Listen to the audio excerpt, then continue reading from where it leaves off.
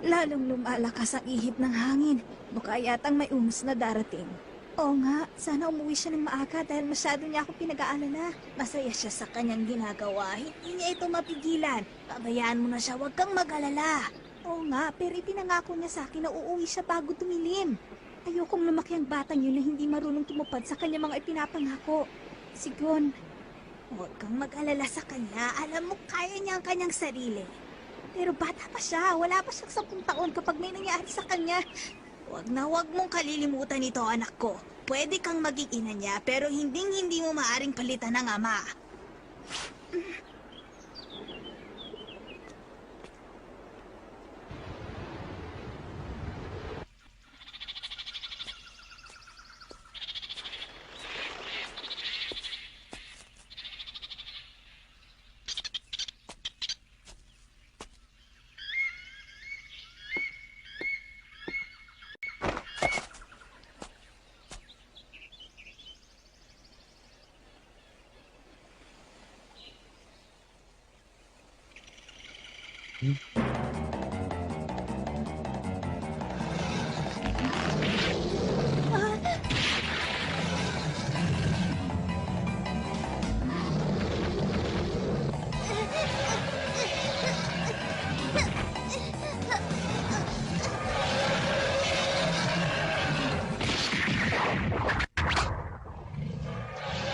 Patawad.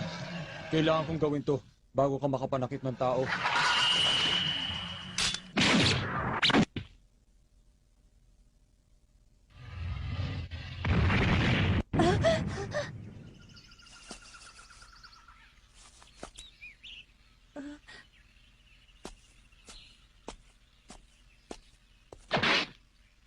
Ayos ka lang ba? Oo. Bakit ka nandito? Hindi mo ba alam na delikado dito? Tingnan mo yan. Yan ang tatak na kanya teritoryo. Kahit ang mga mababangis na hayop, umiiwas pag nakita yan. Hindi ka ba tinuruan ng tatay mo tungkol dyan? Dapat hindi ko nalang pinansin ang ingay na ginawa mo. Ngayon, para magiging cargo de konsyensya ko pa to. Wala na akong tatay. Wala na rin akong nanay. Namatay daw sila sa aksidente matapos akong ipanganak. Tsahin ko lamang ang nag-aalaga sa akin ngayon. Pasensya na. Wag. Maraming salamat sa ginawa mo. Ha? Anong gagawin mo dyan sa maliit na oso? Ano pa ba? Ha? Mamamatay din naman siya sa gutom. Sakali mang mabuhay siya, sigurado paglaki niya mananakit din siya ng tao. Bakit? Aalagaan ko siya. Imposible. Hindi rin siya mapapalapit sa'yo. Kahit na! Bahala ka.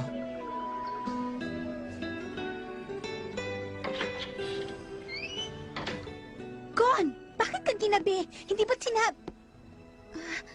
Patawad. Tita Mito. Gon? Ano nangyari? Bakit may sugat ka? Kasi po, nadulas po ako kanina sa may gubat. Tita Mito! Hindi ka masusugatan ng ganyan kung nadulas ka lang. Kung hindi ka magsasabi ng totoo, diyan ka matulog sa labas. Tama ka, Tita Mito. Nagsinungaling ako. Patawad! Kanina, noong nangangaso po ako, ay nakakita ako ng babying oso. Nung uhulihin ko na siya, kinalmot niya ako, kaya ako nasugatan. O sige, makakapasok ka na.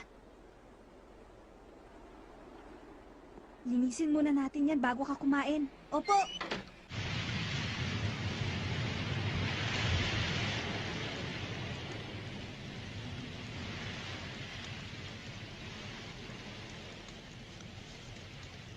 Bata, hanggang kailan ka titigil dito? Malamang matagal.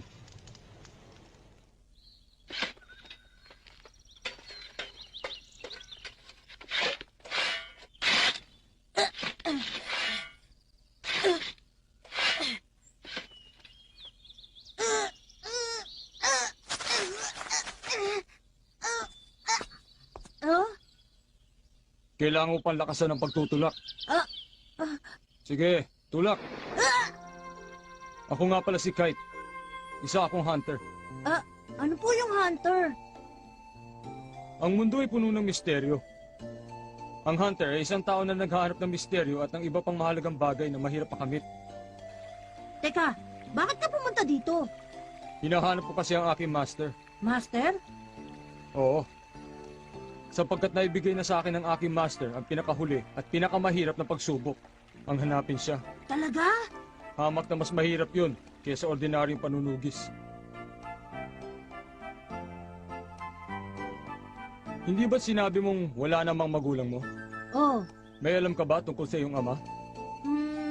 hindi to kinakwento sa akin ni Tita Mito eh. Anong kanyang pangalan? Jean Fricks ang pangalan ng aking ama. Gon, buhay pa rin ang iyong ama. Hindi ko lang nalalaman kung nasang bahagi siya ng mundo. Ang iyong ama, na si Jean Fricks, ang aking master. Isa siyang hunter. Hunter? Oo. Siya ang pinakamagaling na hunter sa buong mundo. Ano bang sinasabi mo, Gon? Gusto ko na pong malaman ngayon ang tungkol sa aking ama. Sabihin niyo na, Tita Mito. Ang tungkol sa iyong ama, isa siyang ordinaryong tao. Siyang nagpapalakad ditong shop noon. Namatay siya bago kaisilang. Iyon lamang ang masasabi ko tungkol sa kanya. Pasensya ka na, Gon. Gusto ko lang naman maalis siya sa iyong isipan. Hindi ko kayang tapatan kung ano man ang magagawa para sa iyo ng iyong ama. Pero sa palagay ko, hindi pa ako nagkukulang. Salamat at nauunawaan mo ako.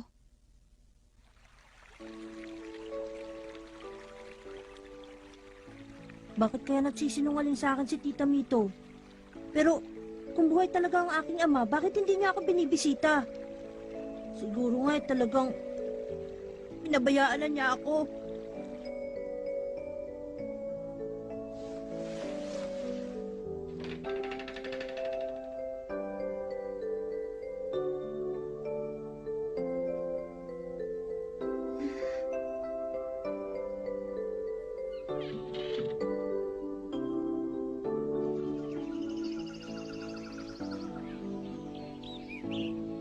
Ha?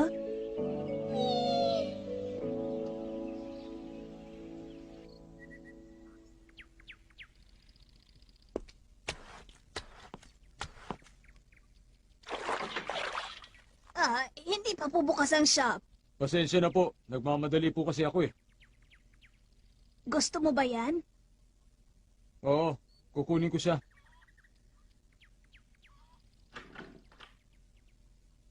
Mama, patawad kung nahuli ako. Nasaan si Gon? Naku, meron ka palang customer. Pasensya hindi kita napansin. Ayos lang. Kung tutuusin, ako dapat ang humingi ng tawad eh.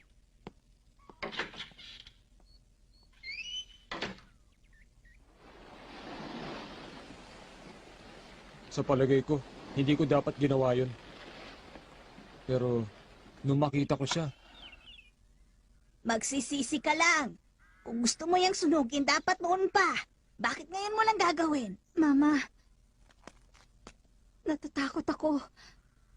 Dahil nagtatanong na si Gon tungkol sa kanyang ama. Baka ito nang simula ng kanyang pag-alis. Kung gusto mo talagang maging kanyang ina, dapat mong maintindihan na darating ang araw na siya ay mawawala sa'yo. Hindi mo yan mapipigilan. Kagaya nung nangyari sa kanya. Oo. Ang kislap sa kanyang mga mata ay katulad ng sa kanyang ama. Hindi niya ito mapipigilan. oo, siya ang naging pinakamagaling na hunter. Higit sa lahat, ang hayop ay napapalapit sa isang tunay na hunter.